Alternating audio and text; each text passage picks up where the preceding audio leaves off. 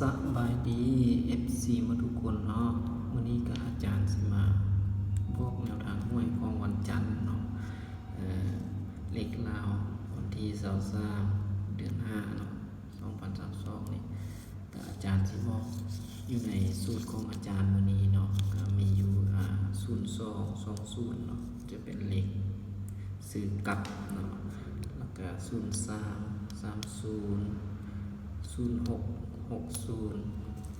แล้วก็077008800990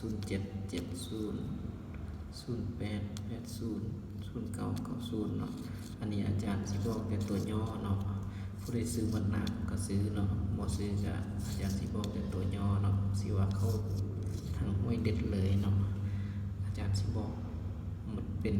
ตัวเลขอันนี้เนาะอันนี้เป็นเลขเนาะอันนี้เป็นนามสัตว์เลขนามสัตว์นี่ก็มีอยู่เลขนักน้ำเนาะนักน้ำก็สิมีอยู่ในสูตรของอาจารย์อยู่เนาะแล้วก็มีเลขกระต่ายแล้วก็มีเลขขี้เข็บเนาะเลขขี้เข็บแล้วก็เป็นเลขห้อยแล้วก็เลขหางเนาะอันนี้มัน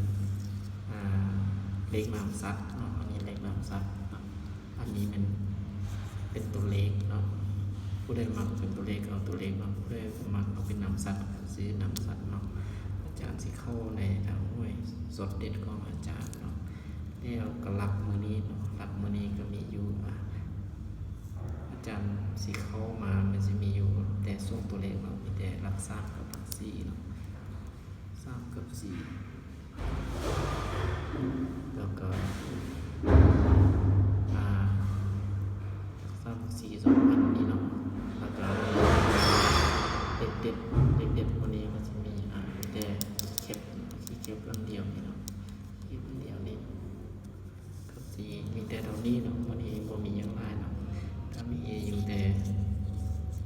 1 2 3 4 5นามสัตว์เนาะ5นามสัตว์แล้วก็อันนี้เป็นเลขของเข้าสูตรของอาจารย์เนาะอันนี้มันเข้าเป็นนามสัตว์เนาะอันนี้ก็มีแต่จดติดแต่ตอนนี้เนี่ยก่อนอื่นไปก็ฝาก FC กดไลค์กดแชร์กดติดตามอาจารย์ไว้เนาะสิบ่พลาดคลิปเด็ดคลิปดังแต่ละงวดเนาะขอขอบใจเฮงๆรวยๆไปนำกัน